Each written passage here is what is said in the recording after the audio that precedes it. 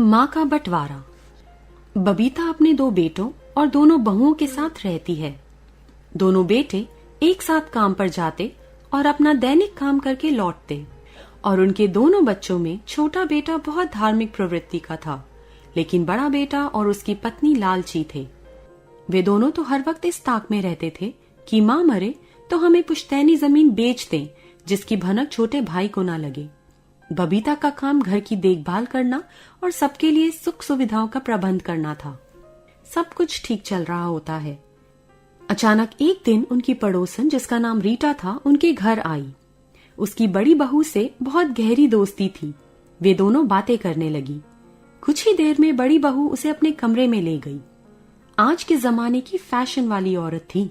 वह अपनी सहेली से बाहर की दुनिया का जिक्र करती और कहती कि तुम तो मॉडर्न बनो, आखिर कब तक पिंजरे में कैद रहोगी? मेरी तरह फैशन करा करो, मार्केट घूमा करो, जिंदगी के मजे लो। आखिर कब तक इस गरीबी में अपना जीवन जीती रहोगी?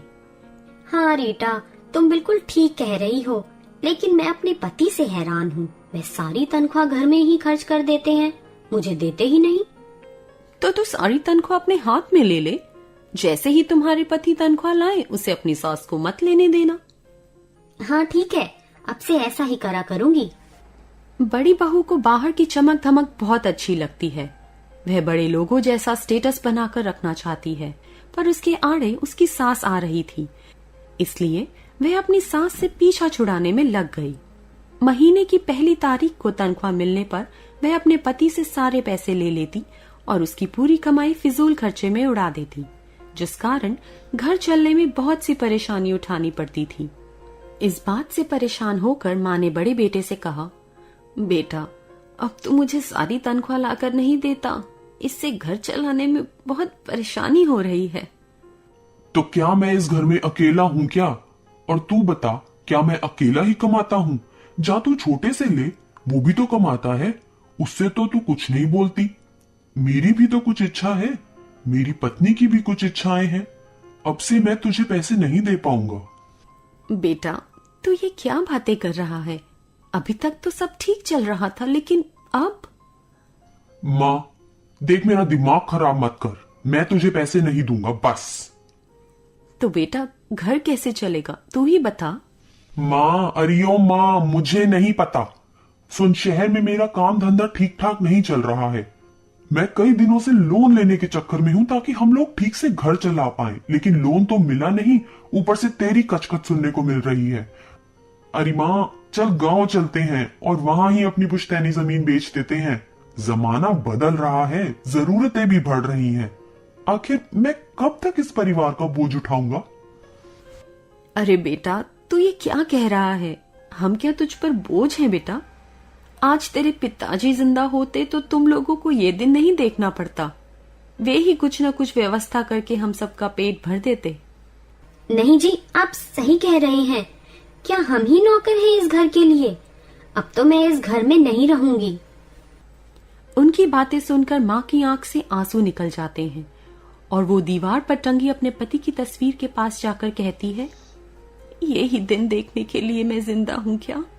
इससे अच्छा होता तो मुझे मौत आ जाए। उसका रोना सुनकर छोटा बेटा और उसकी बहू माँ को शांत कराने का प्रयास करते हैं। माँ, आप चिंता ना करें, हम दोनों आपको छोड़कर कभी भी कहीं नहीं जाएंगे। हाँ माँ, तू क्यों रो रही है? हम तुझे नहीं छोड़ेंगे। बड़े भैया और भाभी को जाना है जाएं, लेकिन हम तो तेरे साथ ही रहेंगे। तू रो मत माँ।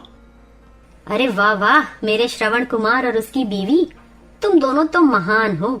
लगता है इस धरती पर तो तुम जैसा कोई मातृभक्त ही नहीं है। वाह रे वाह। हाँ भाभी, तू तो बहुत लालची है। तू हमारे साथ नहीं रहना चाहती? जा, तुझे जहाँ जाना है जा, हमें तेरी कोई जरूरत नहीं। तुम दोनों एक नंबर के लालची हो। चुप हो जा, नहीं तो मेरा हाथ उठ जाएगा तेरे ऊपर, नालायक, नाकारा, बीवी का गुलाम। खबरदार भैया, हाथ उठाने की बात मत करना, नहीं तो मेरा हाथ भी उठ जाएगा। दोनों में तकरार बढ़ती ही जा रही होती है। अरे तुम दोनों अपने में ही लड़ते रहोगे। पूरे फसाद की जड़ है तुम्हारी प्यारी माँ। माँ को घर से निकाल के आज फैसला कर ही लो कि ये किसके साथ रहेगी। अब हम इनके लिए तो खाना नहीं बना सकते भाई।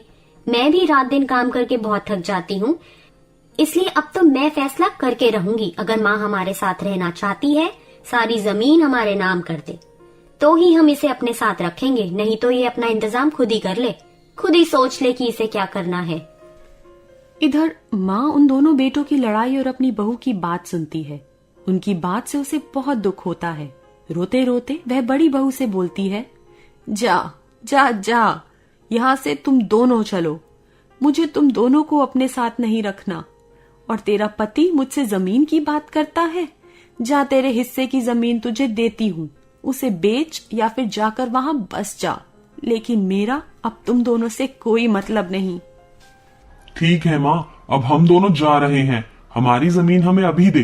पता नहीं है छोटा कब तुझे बहला फुसलाकर अपने साथ कर ले और तू भी सारी जमीन इसके नाम कर दे। कल मैं गांव के लोगों को और पड़ोसियों को बुलाऊंगी और तेरे हिस्से की जमीन तुझे दे दूंगी। तू एकदम चिंता ना कर, अब मैं समझ चुकी हूँ कि तू बदल चुका है। ठीक है।